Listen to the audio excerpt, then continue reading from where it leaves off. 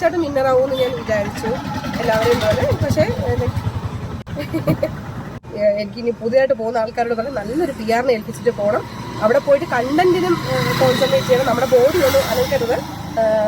എന്ത് കൊടുത്താലാണോ കണ്ടന്റ് കിട്ടുക അത് മാത്രം കൊടുക്കുക. വിന്നറായി തിരിച്ചു വരിക. കാണാൻ വന്നപ്പോ ഇനി വരാൻ പോകുന്ന ഒരു കമന്റ് എന്ന് പറഞ്ഞാൽ ഞാൻ അതിനെ കുറിച്ച് ബോധമല്ല. എവിടാണോ ആളുള്ള അവിടോട്ട് ഞാൻ പോയി നിൽക്കുന്നുള്ള കമന്റ് വരും. ലീസ്റ്റ് ബോധമാണ്. റിയൽ ലൈഫിൽ എടുത്ത് നോക്കിയാലോ അതെ. എന്നെ ഇപ്പൊ അവിടെ എനിക്ക് മിസ് ആൻഡ്രിസ്റ്റ് എന്നൊരു പേര് വന്നു. അങ്ങനെ കുറെ പേര് ഇങ്ങനെ ഞാൻ അങ്ങനെയാണ് ഇങ്ങനെയാണ്, ചിരിക്കത്തില്ല, ജാടയാണ്. ശരിക്കും ചിരിക്കാൻ ഞാൻ തുടങ്ങി ബിഗ് ബോസ് കഴിഞ്ഞപ്പോഴത്തേക്കും. അത് പോട്ടെ. പക്ഷെ ഐ റിയലി ഡോണ്ട് കെയർ. അങ്ങനെ എന്ത് വന്നാലും കെയർ. എന്റെ സൗകര്യം അനുസരിച്ച് എനിക്ക് സന്തോഷമുള്ള കാര്യങ്ങൾ അനുസരിച്ച് ജീവിക്കുന്ന ഒരാളാണ്. വന്നോട്ടെ എനിക്ക് ഇഷ്ടമാണ്. അപ്പോൾ നമ്മളെ എല്ലാവരെയും പോലെ തന്നെ നമ്മുടെ സീസൺ 6 മത്സരാർത്ഥിയായ അപ്സര പറഞ്ഞ് നിങ്ങൾ ശ്രദ്ധിച്ചു കാണും. നമ്മൾ വിചാരിച്ചതുപോലെ തന്നെ അനീഷേട്ടൻ വിജയിക്കണമെന്നായിരുന്നു ആഗ്രഹം. അങ്ങനെ തന്നെയായിരുന്നു പ്രതീക്ഷിച്ചിരുന്നത്. പക്ഷേ മറ്റൊരു വിധിയാണ് ഉണ്ടായത് എന്ന രീതിയിലാണ് അപ്സര ആദ്യമേ സംസാരിച്ചു വെക്കുന്നത്. പിന്നെ ബിഗ് ബോസിൽ പോകുന്ന ആൾക്കാർക്കുള്ള ഒരു മാർഗനിർദ്ദേശവും നമ്മുടെ അപ്സര തരുന്നുണ്ട്. ഏതായാലും പോകുന്നതിന് മുന്നേ എല്ലാവരോടും ലോണിന് അപേക്ഷിക്കാനും അതുപോലെ തന്നെ PR-ന് കൊടുക്കാനുള്ള അഡ്വാൻസ് കൊടുത്തതിന് ശേഷം ബാക്കി എല്ലാ കാര്യങ്ങളും ചെയ്തു വെച്ച് അവിടെ പോയതിനു ശേഷം നല്ല കണ്ടന്റ് കൊടുക്കുകയാണെങ്കിൽ തീർച്ചയായിട്ടും നിങ്ങൾക്ക് ബിഗ് ബോസ് വിന്നർ ആകാനുള്ള ഒരു ടിപ്സും നമുക്ക് അപ്സര പറഞ്ഞു തരുന്നുണ്ട്. ഇത് തന്നെയാണ് ഏതാനും ദിവസങ്ങളായിട്ട് നമ്മൾ സോഷ്യൽ മീഡിയ കാണുന്ന എല്ലാവർക്കും അറിയാൻ വേണ്ടി സാധിക്കും. എന്തുകൊണ്ടാണ് നമ്മുടെ PR ബേബിയെ അങ്ങോട്ട് സപ്പോർട്ട് ചെയ്യാൻ ഒരുപാട് ആൾക്കാർ, അല്ലെങ്കിൽ കഴിഞ്ഞ മത്സരാർത്ഥികൾ വരെ ഈ സീസൺ വിട്ടിട്ട് കഴിഞ്ഞ സീസണിൽ ചിന്തിച്ചാലും അതിന് മുമ്പത്തെ സീസണിൽ ചിന്തിച്ചാലും അഖിൽ മാരാർ ഒഴിച്ചു ബാക്കി എല്ലാവരും തന്നെ ഈ PR ബേബിക്ക് എതിരാണ് എന്നുള്ളതാണ്. അതിനൊക്കെ പ്രധാനപ്പെട്ട ഒരുപാട് കാരണങ്ങളുണ്ട്. കാരണം ബിഗ് ബോസ് 100 ദിവസം കണ്ട ആൾക്കാർക്ക് മനസ്സിലാവും. ബിഗ് ബോസിനകത്ത് ഒരുപാട് ഗെയിമുകളും അതുപോലെ തന്നെ ഒരുപാട് മൈൻഡ് ഗെയിമുകളും അതുപോലെ തന്നെ ഒരുപാട് ചോദ്യോത്തരങ്ങളും എല്ലാം നമ്മൾ കണ്ടതിലാണ്. ഇതിലൊന്നും തന്നെ വിജയിച്ച ആളോ അല്ലെങ്കിൽ ഒരുപാട് കണ്ടന്റ് തന്ന ആളോ ഒന്നും തന്നെ അല്ല ഈ ബിഗ് ബോസ് വിജയി ആയിട്ടുള്ളത്. ബിഗ് ബോസിന്റെ മാനദണ്ഡം എന്ന് പറയുന്നത് വെറും ഒരു വോട്ടിങ്ങിലേക്ക് ഒതുങ്ങിപ്പോകുമ്പോൾ തീർച്ചയായിട്ടും അർഹിച്ച ആൾക്കാർക്ക് അംഗീകാരങ്ങൾ നഷ്ടപ്പെടുകയാണ് ഉണ്ടാവുന്നത്. അതുതന്നെയാണ് അപ്സര എന്ന് പറയുന്ന ഈ ബിഗ് ബോസ് സീസൺ 6-ലെ നല്ലൊരു മത്സരാർത്ഥിയായിരുന്നു. അവർ ഇപ്പോൾ പുറത്ത് വന്ന് പറയുന്നത് നമ്മോട്. കാരണം ഇനിയെങ്കിലും ബിഗ് ബോസിലേക്ക് പോകാൻ തയ്യാറെടുക്കുന്ന ആൾക്കാർ തീർച്ചയായിട്ടും ഇത്തരം കാര്യങ്ങൾ പുറത്ത് ചെയ്തു വെച്ചതിന് ശേഷം മാത്രമേ അകത്തേക്ക് പോകാൻ വേണ്ടി പാടുള്ളൂ. കാരണം അനീഷേട്ടൻ അത്തരം ഒരു ചേര് പുറത്ത് ചെയ്ത് വെക്കാതെ അതിൻ്റെ അകത്ത് പോയതിൻ്റെ ഒരു ദുരന്ത ഫലമാണ് ഇപ്പോൾ അനീഷേട്ടൻ്റെ കയ്യിൽ ആ ട്രോഫി ഇല്ലാതെ പോയത്. പക്ഷേ തീർച്ചയായിട്ടും ആ ട്രോഫി ഇല്ലാതെ തന്നെയാണ് നല്ലത്. കാരണം നമ്മുടെ സ്വന്തം അധ്വാനം കൊണ്ട് നമുക്ക് എന്തെങ്കിലും ഒരു പാരിതോഷികമോ അല്ലെങ്കിൽ എന്തെങ്കിലും ഒരു മൂല്യമോ കിട്ടുമ്പോൾ തീർച്ചയായിട്ടും അതിന് ഒരുപാട് വലിയൊരു മൂല്യം നമുക്ക് കൽപ്പിച്ച് തരും. അത് നമുക്ക് അതിനോട് താല്പര്യം കൂടുകയും ചെയ്യും. അങ്ങനെ അർഹിക്കാത്തത് കിട്ടിക്കഴിഞ്ഞാൽ തീർച്ചയായിട്ടും നമുക്ക് അതിൻ്റെ ഒരു വില എന്താണെന്ന് മനസ്സിലാക്കാൻ വേണ്ടി സാധിക്കുകയില്ല. അത് തന്നെയാണ് സീസൺ 7 ഇപ്പോൾ നടന്നിരിക്കുന്നത്. തീർച്ചയായിട്ടും ഒരു ഗെയിമിൽ പോലും മത്സരിച്ച കാര്യമായിട്ട് വിജയിക്കാത്ത ആൾക്കാർക്ക് ബിഗ് ബോസ് ട്രോഫി വരെ കിട്ടിയിരിക്കുന്നതാണ് നമ്മൾ കാണുന്നത്. തീർച്ചയായിട്ടും അപ്സര ഇതിനെക്കുറിച്ച് തീർച്ചയായിട്ടും വലിയ രീതിയിലുള്ള വിമർശനങ്ങളും അതുപോലെ തന്നെ നമുക്ക് മനസ്സിലാക്കി തരുന്ന രീതിയിലുള്ള കാര്യങ്ങളും പറയുന്നുണ്ട്. ആ കാര്യങ്ങളെല്ലാം നമുക്കൊന്ന് കാണാം. ഇനി ബിഗ് ബോസിലേക്ക് പോകാൻ ആഗ്രഹിക്കുന്ന ആൾക്കാർക്ക് ഫസ്റ്റ് ഓഫ് ഓൾ പറയുന്നത് നിങ്ങൾ നേരെ ചെന്നിട്ട് ഒരു ബാങ്കിൽ ലോൺ അപ്ലൈ ചെയ്യുക. എന്നിട്ട് നല്ലൊരു സീരിയസ്ലി ഞാൻ പറയാം, നല്ല ലോൺ അപ്ലൈ ചെയ്യുക. എന്നിട്ട് നല്ല ഏറ്റവും ബെസ്റ്റ് ആയിട്ട് ഒരു PR-നെ ഏൽപ്പിക്കുക.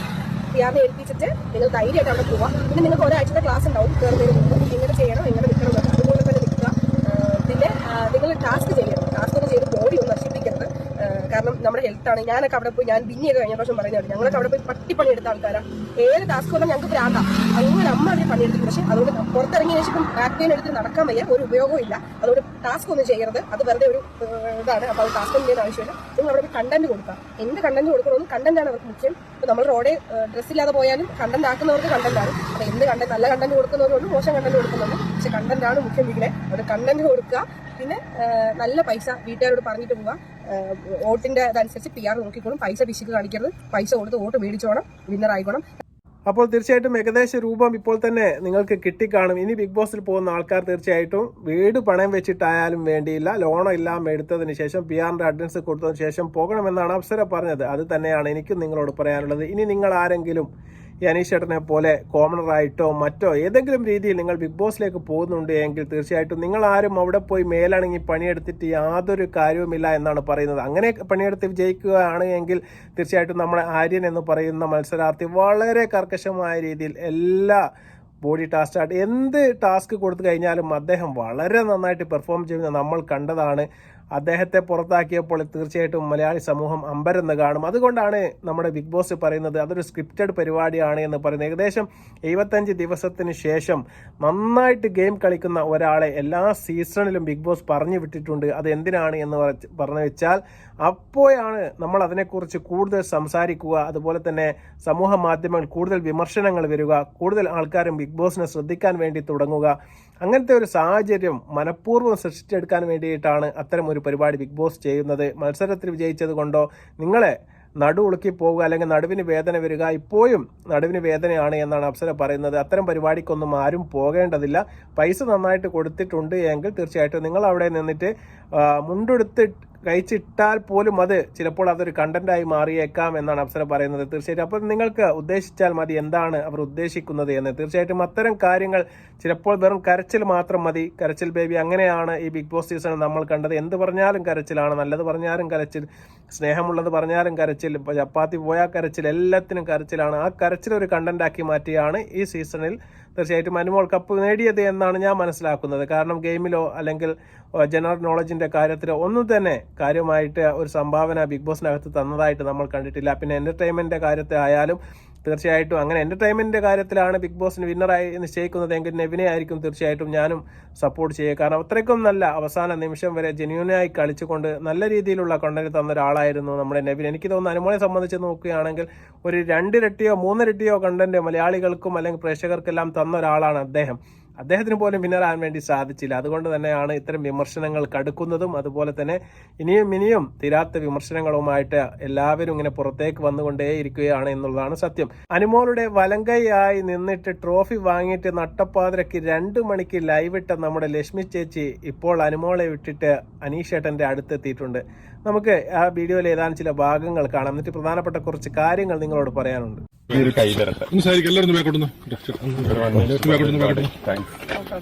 നെഗറ്റീവ് കമന്റ്സ് വരുമ്പോൾ അതിന് ഓവറായിട്ട് അത് ഹൃദയത്തിൽ എടുത്ത് ഡിപ്രസ്ഡ് ആവുന്ന ഒരാളെ അല്ല ഞാൻ. മറ്റ് കണ്ടസ്റ്റിനെ അപേക്ഷിച്ച് നോക്കുമ്പോൾ അനീഷേട്ടൻ സോഷ്യൽ മീഡിയയിൽ ആക്റ്റീവ് വളരെ കുറവാണ്. എന്തുകൊണ്ടാണ്? അത് ഞാൻ പറയാം. കാരണം നമ്മൾ ഇറങ്ങിക്കഴിഞ്ഞ് കുറച്ചൊരു ടൈം വേണം എല്ലാം ഒന്ന് സിങ്കായിട്ട് വരാൻ. ആ ഒരു ടൈം കൊടുത്തു കഴിഞ്ഞാൽ ആളും ആക്റ്റീവ് ആയിക്കോളും. ഇറങ്ങി കുറച്ച് നാൾ മുന്നേ ഇറങ്ങിയ ഒരാളെന്നുള്ള രീതിയിൽ എനിക്കത് പറയാൻ പറ്റും. അതല്ല ഞാൻ ആൻസർ ചെയ്ത്. ഒരു സാധാരണക്കാരെന്ന നിലയിൽ ഇവിടം വരെ എത്തിയിരിക്കണം. ആ ഒരു ഉയർച്ച എങ്ങനെയാണ്? നല്ല സന്തോഷം. ഇപ്പൊ സാധാരണക്കാരനാണല്ലോ, സെലിബ്രിറ്റി ആയില്ലേ. ഇനിയിപ്പോ സാധാരണക്കാരെന്ന് പറയണ്ട. ഒരു സെക്കൻഡ് പൊസിഷനിലൊക്കെ പറഞ്ഞു കഴിഞ്ഞാൽ അത് അത്രയും 100 ഡേയ്സിൽ നിന്ന് ഒരു വലിയൊരു അച്ചീവ്മെന്റ് തന്നെയാണ്. Deserving candidate. യെസ്. പറയൂ മനീഷ്, പറയൂ.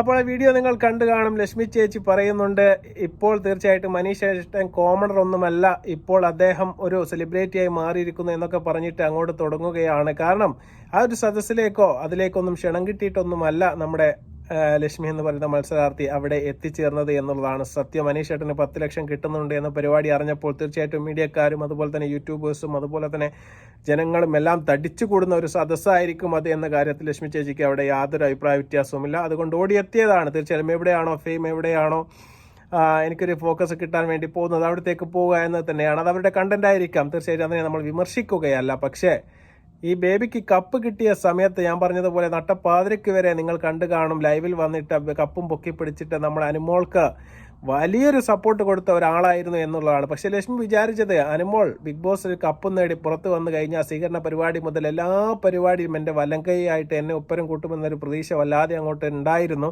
പക്ഷേ അനുമോൾക്ക് അതിൻ്റെ മുന്നേ ബിഗ് ബോസിൽ പോകുന്നതിന് മുമ്പേ തന്നെ ചില സെലിബ്രിറ്റിയായ നമ്മുടെ ഒരുപാട് ആൾക്കാരുമായിട്ട് ബന്ധമുണ്ടായിരുന്നു. അവരെ ബന്ധപ്പെട്ടിട്ട് തന്നെയാണ് ഇതിൻ്റെ മുന്നേയും ഇനാഗ്രേഷനും മറ്റു പരിപാടികളുമെല്ലാം അവർക്ക് കിട്ടിയത്. അവരുമായി ബന്ധപ്പെട്ട് അങ്ങ് പൊതുപ്രവർത്തനം ഇറങ്ങിയപ്പോൾ തീർച്ചയായിട്ടും ഇവരെ ഒന്നും ശ്രദ്ധിക്കാൻ അവർക്ക് സമയം കിട്ടുന്നില്ല. അപ്പോൾ അവർ തീർച്ചയായിട്ടും ചിന്തിച്ചു ഇനി അടുത്ത കൈ എന്ന് പറയുന്നത് അനീഷേട്ടനാണ്. അനീഷേട്ടനെയാണ് ഇപ്പോൾ മാധ്യമങ്ങളെല്ലാം ശ്രദ്ധിക്കുന്നത്. അവരാണ് ഹീറോ ആയിട്ട് നിൽക്കുന്നത്. അപ്പോൾ അങ്ങോട്ട് പോയേക്കാം എന്നൊരു ധാരണയിൽ അങ്ങോട്ട് പോയതുപോലെയാണ് തോന്നുന്നത്. കാരണം അത്തരം പെരുമാറ്റവും അത്തരം വർത്തമാനങ്ങളുമാണ് പറയുന്നത്. ഏതായാലും അനീഷേട്ടൻ വിന്നറാവാൻ അർഹനായിരുന്നു എന്ന രീതിയിലൊരു പരാമർശം വരെ നമ്മുടെ ലക്ഷ്മി ചേച്ചിയുടെ ഭാഗത്തു നിന്നുണ്ടായി. തീർച്ചയായിട്ടും ഇതുകൊണ്ടൊക്കെ തന്നെ നമുക്ക് വായിച്ചെടുക്കാൻ വേണ്ടി പറ്റുന്നത് തീർച്ചയായിട്ടും ബിഗ് ബോസ് സീസൺ 7 വിന്നറാവാനുള്ള ഏറ്റവും വലിയ യോഗ്യനായ മനുഷ്യൻ തീർച്ചയായിട്ടും മനീഷേട്ടനാണ്. ഒരു സംശയവും ആർക്കുമില്ല എന്നുള്ളതാണ്. മത്സരാർത്ഥികൾക്കുമില്ല, പൊതുജനങ്ങൾക്കുമില്ല, അതുപോലെ തന്നെ അവിടുത്തെ ക്രൂ മെമ്പർക്ക് പോലും ഇല്ല എന്നുള്ളതാണ്. ഏഷ്യാനെറ്റിൽ വർക്ക് ചെയ്യുന്ന ആൾക്കാർ വരെ ഇപ്പോൾ പുറത്തു വന്ന് പറയുന്നത്. അവർക്ക് തന്നെ ആശ്ചര്യമാണ് ഇതെങ്ങനെയാണ് ഇത്രയും വലിയ ഒരു അട്ടിമറി ഉണ്ടായത് എന്ന് അവർക്ക് തന്നെ മനസ്സിലാവാത്ത കോലത്തിലാണ് ഇപ്പോൾ പരിപാടികൾ മുന്നോട്ട് പോകുന്നത്. തീർച്ചയായിട്ടും ഈ ബിഗ് ബോസ് അവസാനിച്ചാലും ഇപ്പോഴും പ്രശ്നങ്ങൾക്ക് യാതൊരു കുറവുമില്ല. ബിഗ് ബോസ് സീസൺ 1 മുതൽ ഇപ്പോൾ ബിഗ് ബോസ് സീസൺ 7 വരെയുള്ള എല്ലാ മത്സരാർത്ഥികളും ഏകസ്വരത്തിൽ ഒരേ അർത്ഥത്തിൽ പറയുന്നു ഡിസേർവ്ഡ് ആയിരുന്നത് നമ്മുടെ അനീഷ് ചേട്ടനാണ് എന്ന കാര്യത്തിൽ യാതൊരു തർക്കവുമില്ല. കപ്പ് വാങ്ങിയിട്ട് അലമാറിൽ കൊണ്ടുവച്ചത് കൊണ്ട് മാത്രം തീർച്ചയായിട്ടും നമ്മൾ അവരെ അംഗീകരിക്കണമെന്നില്ല എന്നൊരു തരത്തിലാണ് നമ്മുടെ അപ്സര എന്ന് പ്രതികരിച്ചത്. ഇതെല്ലാം വെച്ച് മനസ്സിലാക്കുമ്പോൾ തീർച്ചയായിട്ടും നമുക്കും ഇതേ അഭിപ്രായം തന്നെയാണ് എന്ന കാര്യത്തിൽ യാതൊരു സംശയവുമില്ല. അർഹിക്കുന്ന അംഗീകാരങ്ങൾ തീർച്ചയായിട്ടും അനീഷ് ചേട്ടനെ ഇനിയും തേടി വന്നുകൊണ്ടേയിരിക്കുകയാണ്. അനീഷ് ചേട്ടന് ഒരുപാട് വലിയ സ്വീകരണങ്ങളും അതുപോലെ തന്നെ ഒരുപാട് സ്നേഹ മനസ്സുകളുടെ മെസ്സേജുകളും കമന്റുകളും എല്ലാം ഇപ്പോൾ നിറഞ്ഞുകൊണ്ടിരിക്കുകയാണ്. ഫോൺ വരെ ഹാങ് ആയിക്കൊണ്ടിരിക്കുകയാണ് എന്നാണ് അനീഷ് ചേട്ടൻ ഇപ്പോൾ മാധ്യമങ്ങൾ വന്ന് പറയുന്നത്. തീർച്ചയായിട്ടും അദ്ദേഹത്തിന് ഇനിയും ഒരുപാട് അംഗീകാരങ്ങൾ തേടിയെത്തട്ടെ എന്ന് ആശംസിക്കുകയാണ്. മറ്റൊരു വീഡിയോയുമായി വരുന്നവരെ നന്ദി, നമസ്കാരം.